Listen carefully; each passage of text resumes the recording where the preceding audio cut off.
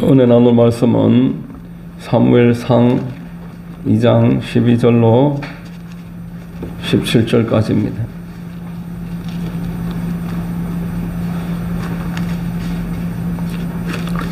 구약성경 사무엘상 2장 12절에서 17절 말씀 제가 봉독하겠습니다.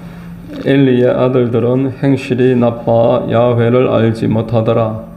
이 제사장들이 백성에게 행하는 관습은 이러하니 곧 어떤 사람이 제사를 드리고 그 고기를 삶을 때에 제사장의 사환이 손에 3살 갈고리를 가지고 와서 그것으로 냄비에나 솥에나 큰 솥에나 가마에 찔러 넣어 갈고리에 걸려 나오는 것은 제사장이 자기 것으로 가지되 실로에서 그곳에 온 모든 이스라엘 사람에게 이같이 할 뿐 아니라 기름을 태우기 전에도 제사장의 사환이 와서 제사 드리는 사람에게 이르기를 제사장에게 구워 드릴 고기를 내라. 그가 내게 삶은 고기를 원하지 아니하고 날 것을 원하신다 하다가 그 사람이 이르기를 반드시 먼저 기름을 태운 후에 내 마음에 원하는 대로 가지라 하면 그가 말하기를 아니라 지금 내게 내라. 그렇지 않으면 내가 억지로 빼앗으리라 하였으니 이 소년들의 죄가 야훼 앞에 심히 크면 그들이 야훼의 제사를 멸시함이었더라. 아멘.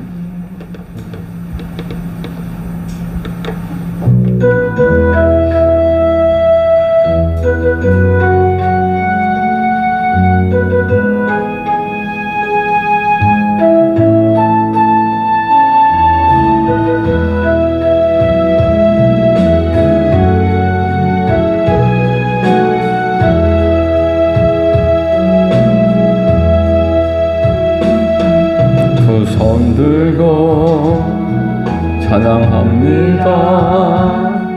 다시 오실 주 예수께 오직 주만이 나를 다스리네.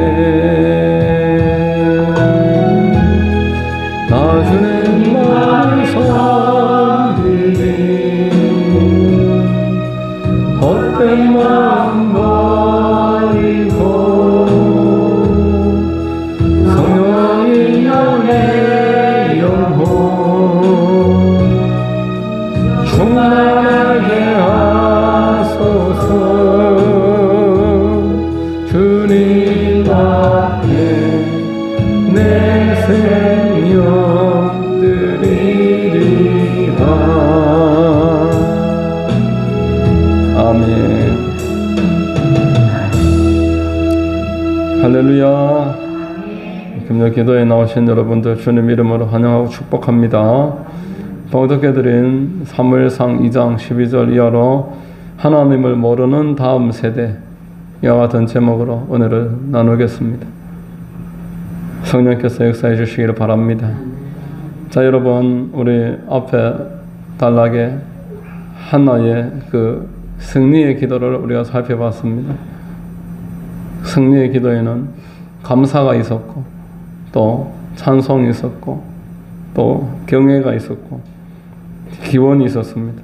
하나님께 나의 바라는 바가 있었지만 먼저는 감사하고 찬송하고 하나님이 다 하셨습니다. 하나님을 인정하는 기도인데 이 한나의 기도는 하나님 앞에 참 아름다운 기도고 우리에게 도전이 되는 기도이고 하나님 앞에 기도하기를 포기하지만 않는다면 모든 사람에게 허락이 되는 그러한 승리의 기도다. 기억하시기를 바랍니다. 누구든지 기도를 하면서 포기하지 않는다면 이런 기도를 하나님이 하게 만들어 가실 것이고 결국 하나님이 우리의 삶에도 반드시 합력해서 선을 만든다고 약속하시는 줄 믿으시기를 바랍니다. 여러분, 기도는 우리가 누구 편에 서 있는지 알려주는 태도입니다. 하나님 앞에 서 있는가 아니면은 하나님을 멀리 하고 있는가. 사도행전에 보면은 바울이 이렇게 말했습니다. 나의 섬기는 바, 내가 속한 바, 하나님의 사자가 이렇게 나는 하나님을 섬기고 나는 하나님께 속해 있다. 내가 하나님께 속해 있다는 명확한 표현이 기도인 것입니다. 여러분, 기도는 우리가 무엇을 바라고 있는지 확고하게 알려줍니다. 내가 정말 지금 이 땅에서 원하는 게 무엇인가? 내가 무엇을 위해서 살아가는가? 그 사람의 기도가 정말 무엇인지 보면은 그 사람이 소원하는 바가 무엇이고 그 사람이 무엇을 위해서 살아가고 있는지 알 수 있습니다. 여러분, 내가 공부한다고 하면서 운동장에 있으면서 공부가 될 수가 없는 것이고, 또 내가 운동한다고 하면서 침대에 누워서 생각만 한다고 운동이 되는 게 아니라는 것입니다. 기도는 하나님 앞에 나와서 배워야 하는 것입니다. 하나님이 기도를 할 때 기도를 가르쳐 주십니다. 기도는 우리의 삶의 습관으로 만들어가야 하는 운동과 같은 것입니다. 배워야 되는 것이고 운동처럼 익숙하게 만들어야 되는 것이고, 이 두 가지가 기도를 계속 발전시켜 나가는 귀한 요소입니다. 여러분, 기도에는 반드시 결론이 있습니다. 우리 하나님은 영원하신 분이십니다. 그런데 하나님의 그 허락하시는 우리에게 주시는 기도에는 결론이 있습니다. 요한계시록 21장 6절에 나는 알파와 오메가요 처음과 마지막이라 내가 생명수 샘물을 목마른 자에게 값없이 주리니 이렇게 말합니다. 하나님은 시작과 마지막이다. 자, 여러분, 하나님은 시작과 끝을 다 알고 계시고 모든 일을 하나님 앞에서는 시간과 공간을 초월하십니다. 하루를 천년같이도 쓰시고 우리가 천년 동안 할 일을 하나님은 한 번만 해도 하시고 하나님이 시공간을 초월해서 우리의 모든 것을 도와주실 수 있는 분이시다. 성경은 알려주고 있는 것입니다. 이 하나님과 우리가 연결되는 방법이 바로 기도입니다. 여러분, 내가 기도한다는 것은 하나님과 내가 지금 연결고리를 맺는다라는 것입니다. 하나님과 연결고리 맺는다는 게 얼마나 놀라운 축복인지 모릅니다. 우리가 그것에 대해서 잘 모른다라는 것입니다. 여호수아서를 읽어보면은 가나안 전복 전쟁이 시작되었을 때 이 땅에 원래 머물러 있었던 족속 중에 기브온이라는 족속이 있었습니다. 이들이 하나님과 연합하기 위해서 어떤 방법을 썼냐니까 이스라엘과 연합을 합니다. 이스라엘에게 막 멀리서 온 것처럼 낡은 옷과 낡은 신과 낡은 음식과 포도주, 가죽 부대, 곰팡이 있는 떡 이런 것들을 보여주면서 속여가지고 이스라엘과 연합을 맺습니다. 이스라엘과 연합을 맺으니까 이스라엘은 또 하나님과 연합이 맺어져 있습니다. 이 자동으로 하나님과 기브온이 이렇게 연합을 맺게 되었습니다. 그러니까 하나님이 기브온이 공격을 받을 때 기브온을 위해서 싸워줬습니다. 우리가 예수 그리스도와 연합되어 있는 줄로 믿으시기를 바랍니다.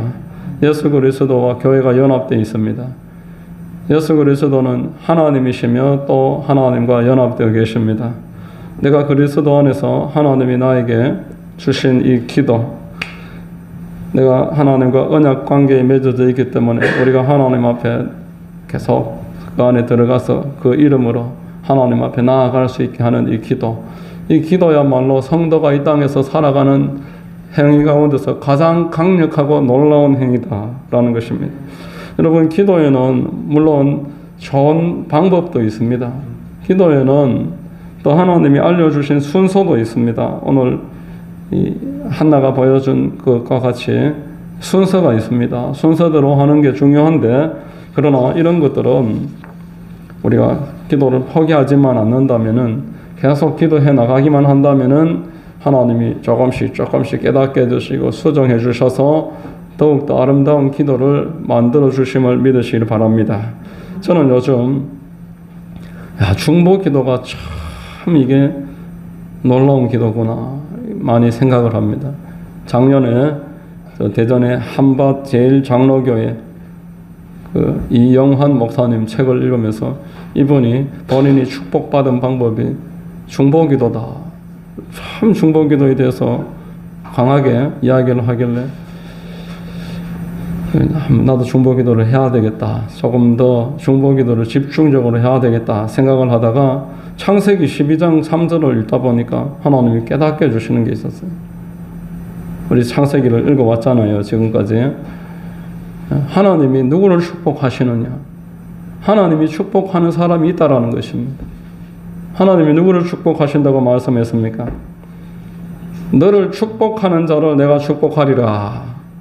자, 우리가 이 땅에서 축복받는 명확한 방법 중에 하나가 중보기도라는 것입니다. 하나님의 교회를 축복하는 것, 연약하든 잘났든 못났든 하나님의 백성들을 중보하는 것, 축복해 주는 것, 그를 붙잡아 달라고 하나님 앞에 기도하는 것, 하나님이 얼마나 귀하게 보시겠냐는 거예요. 하나님이 먼저 그의 나라와 그의 의를 구하라 그랬었는데, 우리가 불신자 중에도 하나님의 백성이 될 사람들이 있었고, 또 이미 성도된 자들 가운데 하나님이 사랑하는 백성들, 연약하고 힘들고 어려운데 그를 위해서 기도하는 것, 하나님이 얼마나 기뻐하시겠습니까? 내가 아들이 열이 있는데 가장 연약한 아들을 위에 있는 형들이 도와주고 보살펴주고 챙겨주면 얼마나 기쁘겠냐 말입니다. 우리 하나님이 축복할 사람을 알려주셨어요. 너를 축복하는 자를 내가 축복하리라. 자, 여러분, 저와 여러분들은 이제 어떻게 하면은 하나님이 축복하는지 여러 가지를 알고 있습니다. 그 중에 하나가 중보기도입니다. 중보기도하는 자를 하나님이 축복하십니다. 그리고 복음 전파하는 사람을 축복하십니다. 저는 요즘 새벽에 일어나면은 교회에서 먼저 하는 기도는 이 경남 지방에 우리 속해 있는 목사님들 그 교회를 축복합니다. 그리고 이 함안 지역에 제가 이거 함안 가야를 돌아다니다 보니까 교회 간판 이름을 웬만한 건 다 알아요. 그래서 차례대로 뺑 돌아가면서 군북도, 요즘은 저 산인도, 부봉교회, 군북교회까지, 함안에 가면 함안읍교회, 함성교회 뭐 이런 교회도 내가 간판 아는 거는 다 축복기도 합니다. 그리고 대구, 부산, 경북 저 위에 진보하고 그 위에 영주까지 다 축복기도 합니다. 그럼 한 40분쯤 걸려요. 그럼 내가 손해보느냐? 아니라는 거예요. 나는 기도 시간이 짧아가지고 손해보느냐? 천만입니다. 우리 하나님이 중보하는 사람 더 기뻐하시고 도와주시는 줄 믿으시기 바랍니다. 여러분, 하나님께 축복받는 사람은 기도하는 사람입니다. 기도하는 사람이 하나님께 축복받습니다. 기도에는 모든 요소가 들어있어요. 내가 마음에 연약함이 있고 죄가 있고 답답함이 있을 때는 저절로 회개 기도를 하나님께서 하도록 인도하실 겁니다. 깊이 회개하는 것입니다. 염려가 있고 답답하고 자녀들이나 어려움을 당하는 성도들 보면 걱정하지 말고 중보기도 하는 것. 하나님이 또 성경을 읽다 보면은 또 믿음의 사람들의 간증을 듣다 보면은 알려주시니까 중보기도 하죠. 또 여러분, 나도 모르는 사이에 계속 부르짖어 기도하다 보면 영력이 생깁니다. 영적인 힘이 생기는 것입니다. 영적인 힘이 생기는 사람은 어떤 어려움이 생겨도 주저앉지 않고 다시 일어날 힘을 얻습니다. 잠언 24장 16절을 한번 읽어보겠습니다. 대저 의인은 7번 넘어질지라도 다시 일어나려니와 악인은 재앙으로 말미암아 엎드러지느니라, 이 말이 있습니다. 다윗을 한번 생각해 보십시오. 내가 하나님 앞에 용서받을 수 있을까? 나 같은 게 쓰임받을 수 있을까? 이런 생각이 들거들랑 다윗을 한번 생각해 보십시오. 다윗은 아주 충성스러운 부하의 그 아내를 빼앗았어요. 그리고 간접 살인을 저지릅니다. 전쟁터에서 함정에 빠뜨려갖고 죽게 만들어버립니다. 참 저런 사람을 어떻게 용서하겠나? 사람으로서는 용서할 수 없는 사람입니다. 그런데 하나님이 이 다윗을 이렇게 세우십니다. 물론 다윗이 바세바와 낳았던 첫째 아들은 난지 며칠 안 돼서 죽어버립니다. 그리고 이후에 압살롬과 그 아들들 사이 피바람이 불고 다윗을 죽이겠다고 압살롬이 추격을 하고 이런 가족 간에 불상사를 겪습니다마는, 그러나 다윗은 기도하는 사람이었고 회개하는 사람이었어요. 시편을 읽어보면 다윗이 그때의 자기 잘못에 대한 깊은 회개를 합니다. 결국 이렇게 세워주시는 거예요. 회개하고 다시 이렇게 세워주셨어요. 그리고 그 아들 솔로몬의 때에 성전과 왕궁을 짓도록 준비하는 삶을 살게 하시고 그 아들 대대로 왕위를 튼튼하게 세울 수 있도록 그렇게 하나님 앞에 그 이후로는 죄를 짓지 않고 죄에서 일어나서 승리하는 자가 다윗이었습니다. 이처럼 여러분 기도하는 일은 중요한 일인 줄로 믿으시기를 바랍니다. 기도는 우리가 살아가는 생명줄입니다. 죄를 지었으면 회개하고 넘어진 자를 위해서는 중보하고 그렇게 회개하고 중보하다가 내가 복을 받고 내 삶이 부유해지고 내 영역이 나타나고 그렇게 하나님 앞에 합당한 자가 되어 쓰임받는 것입니다. 자, 여러분 오늘 본문에 보면은 참 우리의 마음을 아프게 하는 내용입니다. 자, 엘리 제사장의 두 아들 홈니와 비느하스, 이들이 축복 가운데 출발을 하지만 완전히 망해버리는 자리로 나아갑니다.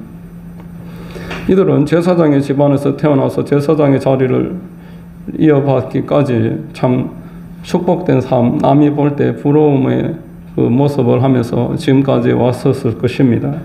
그런데 지금 망하는 길로 들어가고 있어요. 이들의 배후에는 사탄이 역사하고 있습니다. 우리 누가복음에서 가룟 유다가 왜 망했습니까? 잘 나가다가 왜 그 축복된 자리에서 왜 나락으로 떨어졌냔 말입니까? 사도로 살아갈 수 있는 게 얼마나 복입니까? 가문의 영광이지 않습니까? 그런데 결국 그가 망했고 이 엘리 제사장의 두 아들 홈니와 비느하스도 오늘 망하는 자리로 갑니다. 여러분 우리가 이 홈니와 비느하스를 보면서 남의 일처럼 생각할 수가 없습니다.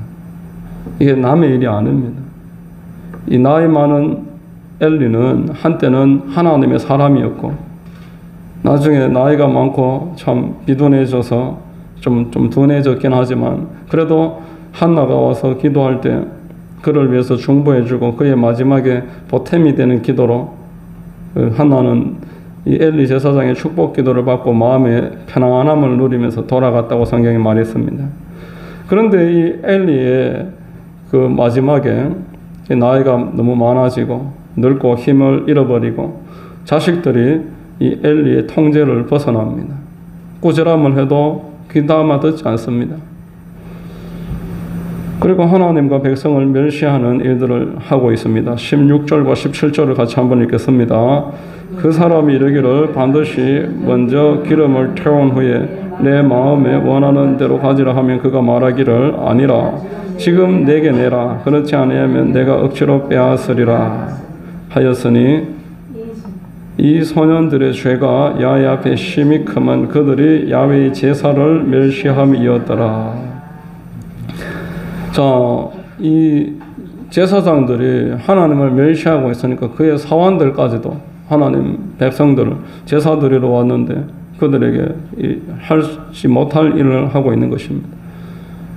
한때는 귀하게 쓰임 받았던 엘리, 그가 이제 그 다음에 자리에 세우던 두 아들 제사장으로 일을 하다가 왜 이렇게 통제에서 벗어나고 망하는 자리로 들어가서 결국에는 하나님 앞에 크게 징계를 당하고 한날에 망해버릴 수밖에 없었을까?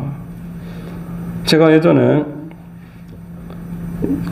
오래전입니다. 여의도 순복음교회 장로님들이 이 기자회견을 하는 내용을 들어봤습니다. 조영기 목사님 가족들이 여의도 순복음교회에 관련되어 있는 모든 사역에 개입하지 말라는 기자회견이었어요. 예를 들어서 국민일보라든지 한세대라든지 여하튼 그 아들들이 교회 사역에 참여하지 말아라. 이러한 내용의 기자회견이었어요. 그러면서 안타까워하면서 하는 마지막 말이 기억에 남습니다.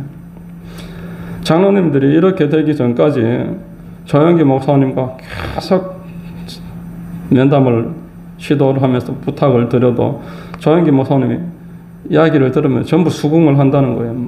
장로님들 말씀이 맞습니다. 우리 아들이 잘못하는 거 맞습니다. 그러면서 이제 다 이야기가 된 줄 알았는데 또 집에 돌아가면은 가족들이 있으니까 또 가족들하고 같이 대화를 하다 보면은 또 원래 제자리로 되돌아온다는 거예요.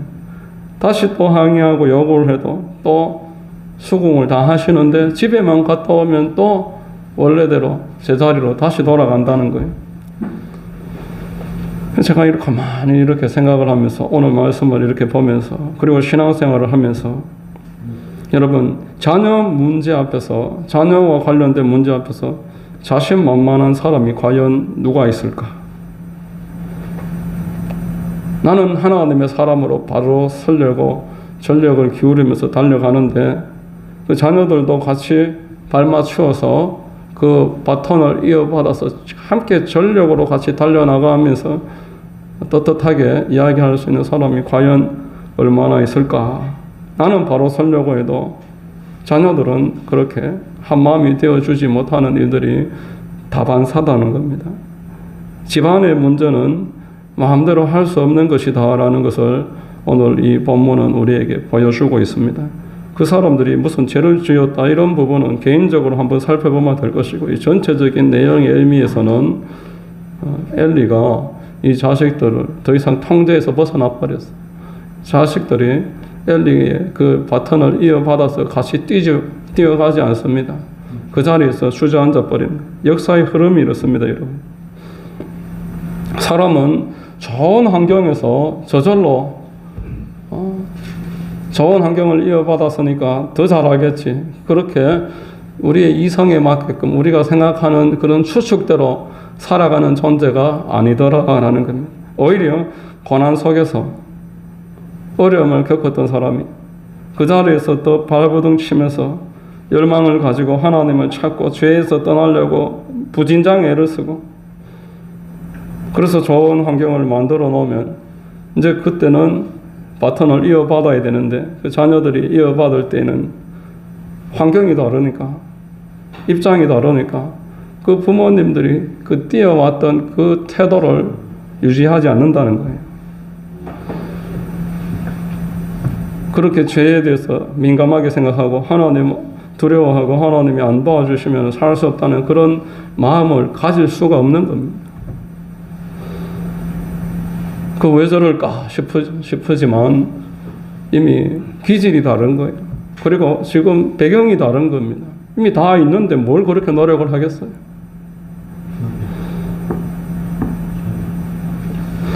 여러분, 고난이 사람을 만드는 것입니다. 모세가 광야를 거치면서 광야의 지도자가 됩니다. 여호수아도 또 광야에서 모세의 수종 역할을 40년 동안 하면서 가나안 정탐 전쟁 그 이후에 그 전쟁을 승리하게 하는 지도자가 됩니다.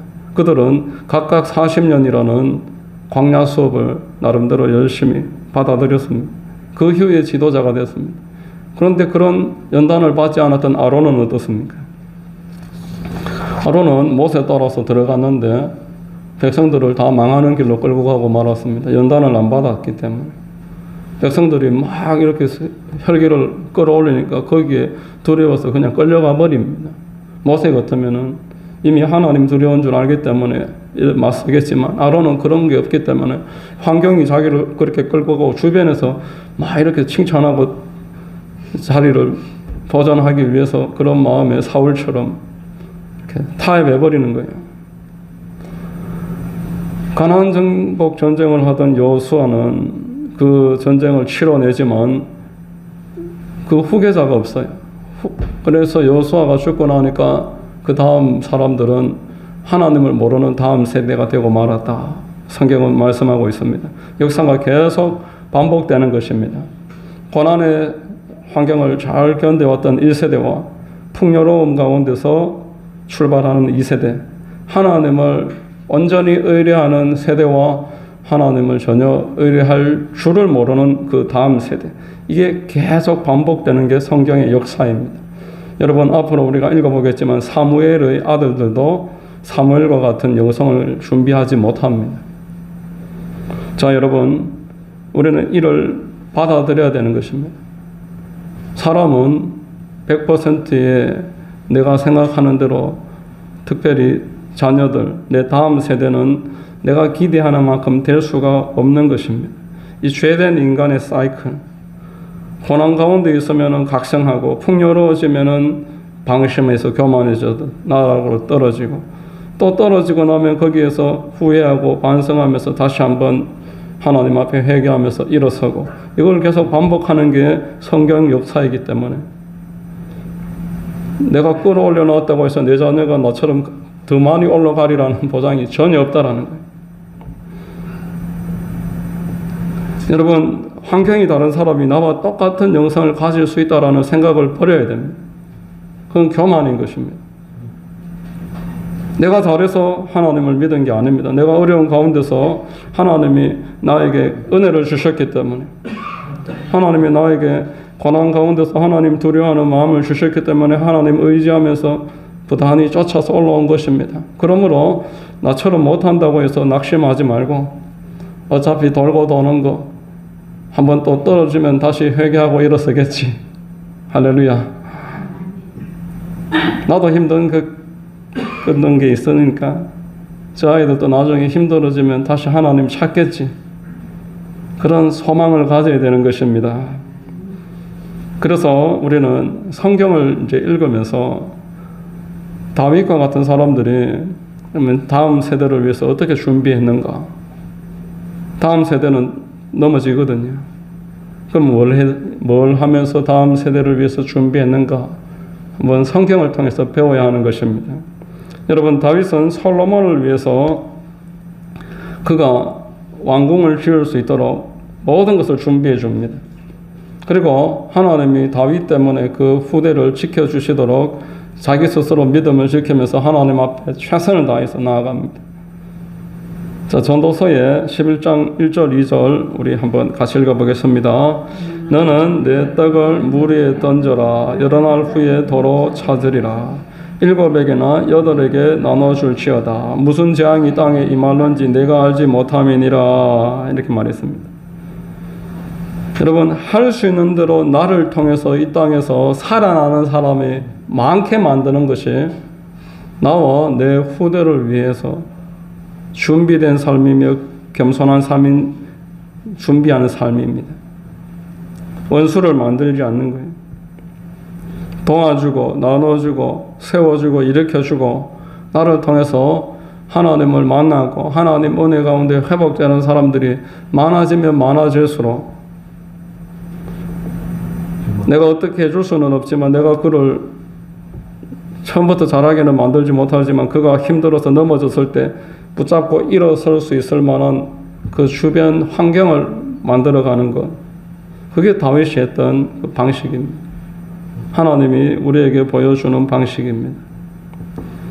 그 유정옥 사모님이라고 아주 그 유명하신 책을 쓰신 분이 있어요. 말하지 않아도 들리는 소리. 2023년도 다니엘 기도회에서도 간증을 한번 하셨는데, 이 책에 보면은 이 사모님이 어릴 적에 어머니가 이제 교회에 데리고 다닙니다. 셋째 딸인데 교회를 열심히 데리고 다녔습니다. 20대 때까지 교회를 새벽 예배까지 데리고 다녔는데 유정옥 사모님이 신앙을 이탈합니다. 안 믿는 남자를 만나가지고 신앙을 떠납니다.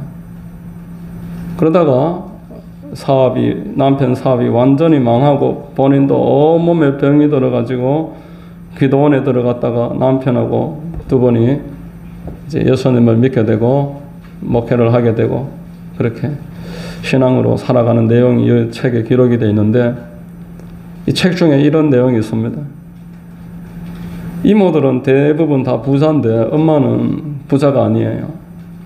엄마는 늘 가난한 사람들 막 집에 데리고 와서 밥 먹이고 돈이 있으면 나눠주고 교회 섬기고 늘 전도하고 기도하고 그렇게 살아가는데, 이모들은 그렇게 살지를 않는데 다 부자예요. 엄마한테 말합니다. 엄마는 왜 이렇게 사냐? 엄마는 왜 고생하고 왜 맨날 교회에 섬기고 가난한 사람들 돕고 왜 그렇게 사냐? 그러니까 엄마가 나는 지금 강에 돌을 던지고 있는 것이다. 돌을 던지다 보면은 나중에 너희들이 그 돌을 밟고 강을 건너가게 될 것이다. 그렇게 말합니다.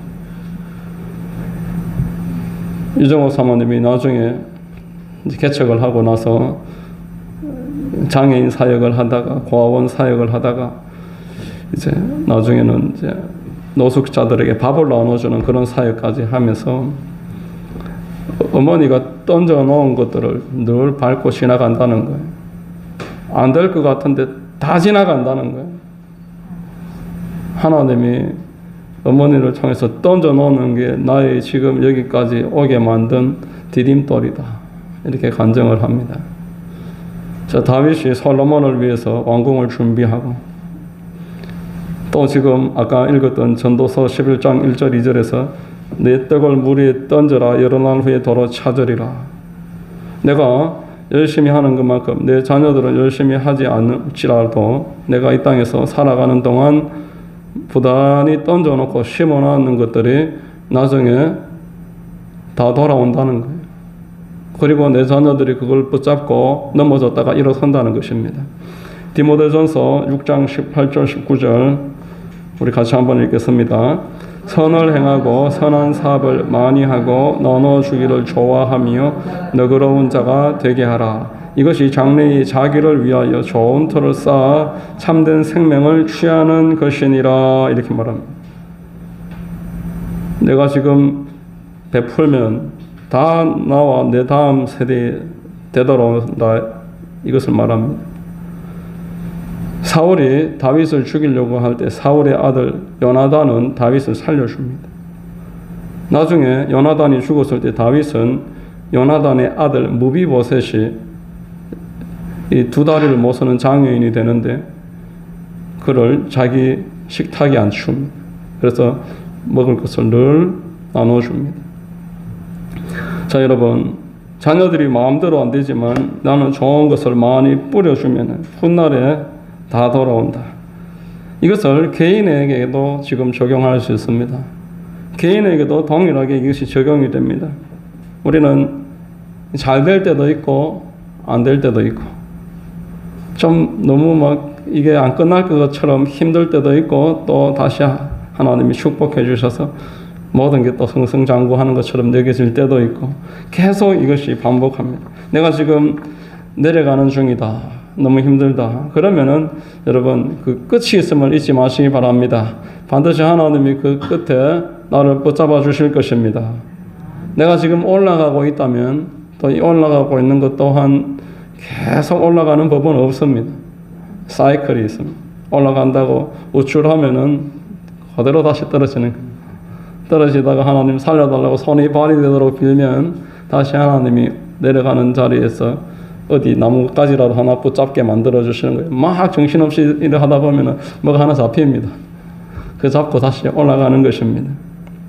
자, 이렇게 엘리와 엘리의 두 아들을 보면서 우리는 인생은 이 사이클 안에 있다. 늘 이렇게 올라갔다 내려갔다 올라갔다 내려갔다. 개인도 그러하고 가문으로도 마찬가지입니다. 선조가 잘하면은 아랫대에서 이제 한번 허물어 먹어요. 그리고 다시 선조가 잘 뿌려놓고 신앙으로 기도로 많이 이렇게 쌓아놓은 자들은 솔로몬처럼 다시 한번 회복해서 르호보암 그대에 가서 다시 한번 좀 많이 허물어 떨었지만 결국 완전히 끝나지는 않습니다. 끝까지 그 다윗의 왕조는 하나님이 지켜주십니다. 그렇게 회복시켜 주실 때까지 시간은 걸리지만 하나님의 뿌려놓은 대로 그렇게 거두게 하시는 걸 믿으시기를 바랍니다. 자, 여러분, 오늘 우리 본문에는 자, 구체적으로 몇 가지만 더 짧게 한번 이야기하고 마치겠습니다. 야훼를 알지 못하는 사람에게 권력이 주어지면 재앙이라는 것. 야훼 아는 일이 먼저라는 것입니다. 어린아이들에게도 자녀들에게도 하나님을 알게 하는 게 먼저다. 12절에 엘리의 아들들은 행실이 나빠 야훼를 알지 못하더라. 하나님을 모르는 제사장입니다. 제사장이 하나님 어떻게 모를까? 자, 여기 알지 못하더라 할 때 알다의 히브리어가 야다라는 단어인데 이 야다라는 단어는 이제 보고 안다는 뜻도 있지만 성적 관계 속에서 남자가 여자를 안다, 여자가 남자를 안다 할 때 이 단어를 성경은 부부 관계에서 이 단어를 계속 사용을 했습니다. 히브리서에서. 지금 여기에 엘리 아들들이 야훼를 알지 못하더라, 이 말은 야훼라는 이름을 모른다는 게 아닙니다. 야훼에 대한 경험이 없다는 거예요. 하나님과의 어떤 깊은 관계가 전혀 안 맺어지고 있다. 그냥 하나님 이름만 부르고 있을 뿐이지 하나님을 만난 경험도 없고 어떤 감정도 없다는 거예요. 자, 여러분, 성경은 우리에게 하나님에 대해서 알자고 촉구합니다. 하나님을 경험하자. 이름만 누가 이야기 그렇게 하는 걸 들어서 알지 말고 하나님을 경험하자. 하나님에 대해서 힘써 알자. 이렇게 촉구하고 있습니다. 호세아서 6장 3절에 그러므로 우리가 야훼를 알자. 힘써 야훼를 알자. 그의 나타나심은 새벽빛같이 어김이 없나니 비와 같이 땅을 적시는 늦은 비와 같이 우리에게 임하시리라. 하나님을 힘껏 알자. 자, 어떻게 하면 우리 하나님 알 수 있겠습니까? 먼저는 하나님 말씀 먹는 것이 하나님 아는 첩경인 줄로 믿습니다. 하나님 말씀 말고는 우리가 하나님을 알 길이 없습니다. 베드로전서 2장 2절 우리 같이 한번 읽어보십시다. 갓난아기들 같이 순전하고 신령한 젖을 사모하라. 이는 그로 말미암아 우리로 구원에 이르도록 자라게 하려 함이라. 갓난아기가 젖 찾듯이 하나님 말씀 찾으려고 애쓰라는 것입니다. 계시록 1장의 3절에 보면 이 말씀을 읽는 자와 듣는 자와 그 가운데 기록된 것을 지키는 자가 복이 있느니라 이렇게 말씀했습니다. 말씀은 나로 하여금 하나님을 알게 만들어 줍니다. 내 생각과 하나님의 뜻을 구분시켜 주는 겁니다. 하나님을 경험할 수 있는 방법은 말씀을 계속 읽을 때, 그래서 내 생각과 하나님 말씀이 구분되어져서 그 말씀을 따라갈 때 하나님을 알게 됩니다. 하나님은 말씀을 통해서 우리에게 영역의 강건함도 주시는 줄로 믿으시기를 바랍니다. 자, 잠언서 우리 4장 20절로 22절까지 같이 한번 소리 내서 읽겠습니다. 내 아들아, 내 말에 주의하며 내가 말하는 것에 내 귀를 기울이라. 떠나게 하지 말며 내 마음속에 지키라. 그것을 얻는 자에게 생명이 되며 그의 온 육체에 건강이 됨이니라. 하나님의 말씀을 가까이 하면은 영혼육이 강건하게 되는 것입니다. 박이천 목사님이 너무 피부가 좋아요. 너무 피부가 너무너무 좋아요. 누가 봐도 반짝반짝 광이 나고 참 피부가 달덩거리 같습니다.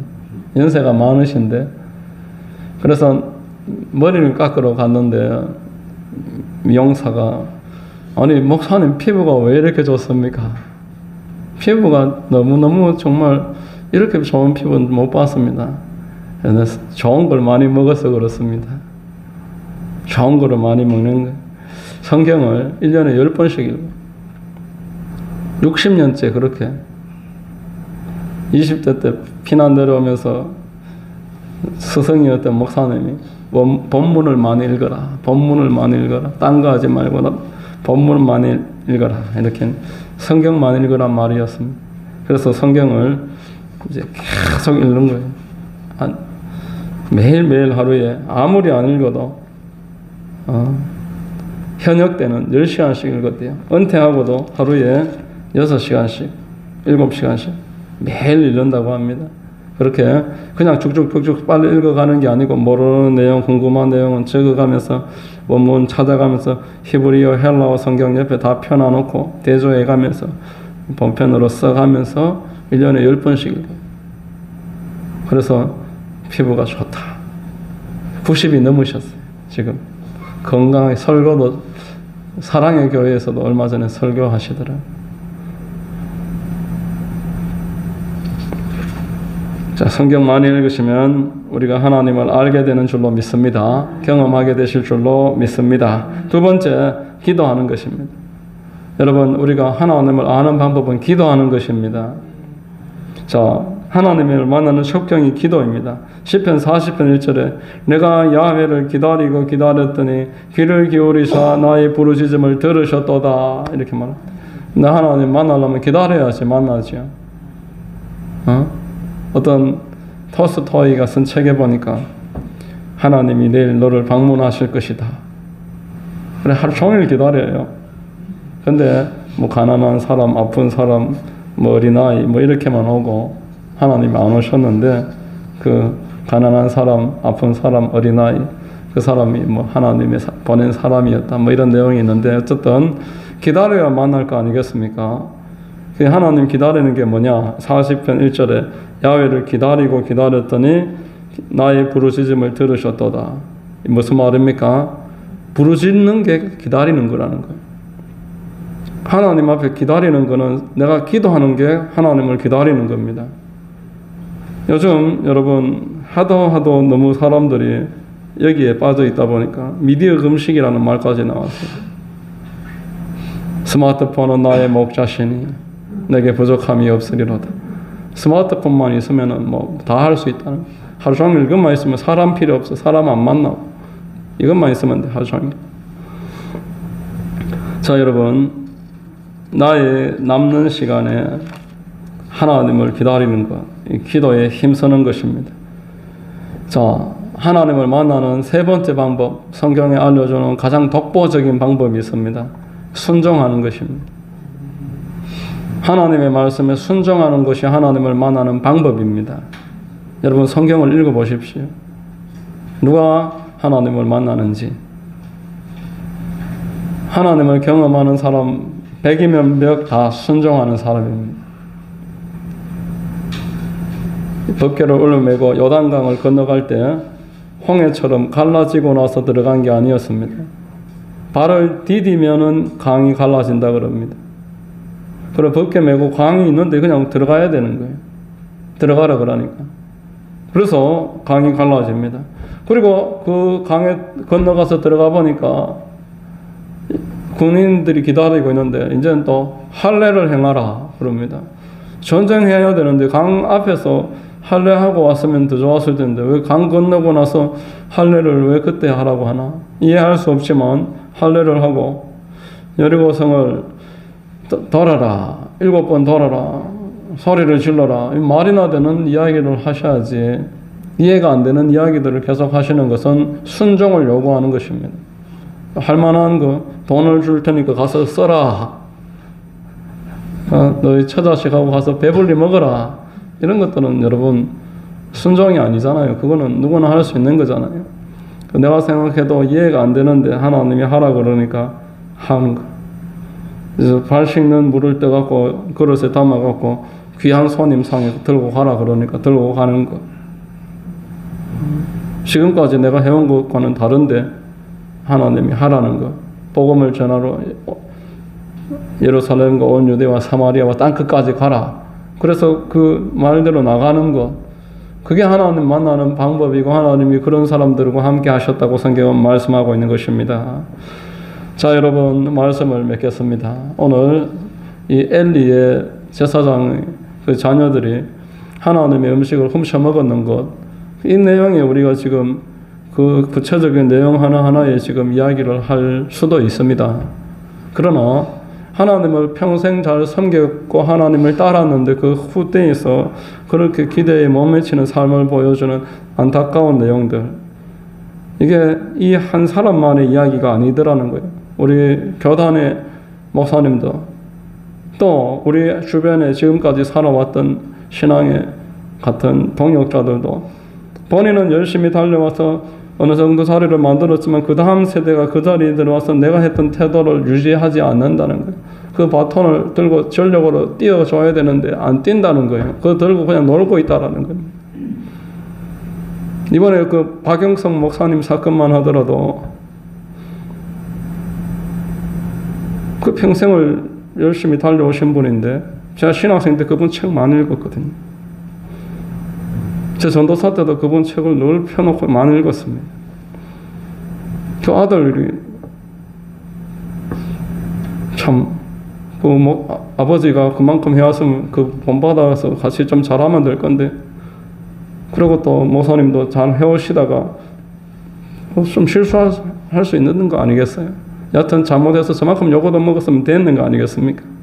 저는 그렇게 생각합니다. 욕하는 분들 보니까 내가 욕을 할 마음이 안 생기더라고요. 그 욕하는 분들 대표 주자가 저 높은 뜻 김 목사님인데 이분은요, 한 번도 동성애에 대해서 욕하는 걸 내가 본 적이 없어요. 이분은 공산주의나 좌파에 대해서 한마디도 누구 한 사람 비평하고 뭐 이야기하는 걸 본 적이 없어요. 이분은 교회 비판하는 데는 완전히 전문가입니다. 그러나 비판할 마음이 생길라 하다가도 오히려 이해를 하지 왜 그걸 욕하냐고 하고 맙니다. 우리도 거기서 자유롭나? 우리는 내 자녀들이 나처럼 나는 내가 내 있는 자리에서 남이 기대하는 만큼 뛰고 있는가? 내가 옛날만큼 지금 뛰고 있는가? 사람이 안 그렇잖아요. 잘하다가 못할 수도 있고 자녀들은 내가 해놨는 걸로 오히려 더 흥청망청 거릴 수도 있는 거고 그게 인생관이라는 걸 성경은 우리에게 알려주고 있습니다. 성경의 인생관은 사람이 잘하기도 하고 못하기도 하고 오르락 내리락 한다는 거. 계속 잘할 수도 없고 그 다음에 따라오는 사람이 다 망쳐버릴 수도 있고 그게 인간이라는 걸 성경은 말하는 것입니다. 우리가 믿고 의지할 분은 하나님밖에 없는 줄로 믿습니다. 내가 지금 좀 잘하고 뭐가 좀 잘 풀린다고 좋아할 것도 없어요. 하나님 앞에 계속 부단하게 의뢰해야 됨을 오늘 본문은 우리에게 알려주십니다. 우리의 삶에 더욱더 하나님 깊이 의뢰함이 있게 되시기를 우리 그렇게 함께 나아가기를 바랍니다. 기도하겠습니다. 하나님 아버지 감사합니다. 참으로 우리가 오늘 여기까지 함께 기도할 수 있도록 인도해 주신 분은 하나님이신 줄로 믿습니다. 감사한 마음으로 찬송하고 기도하는 가운데 더 큰 은혜를 사모하고 간절하게 기도하여 오늘도 응답받게 하여 주시고 축복하여 주시옵소서. 우리 한만순복음교회를 기억하시고 우리 성도님들에게 긍휼과 은혜를 내려 주시옵소서. 예수님 이름 받들어 기도드립니다. 아멘.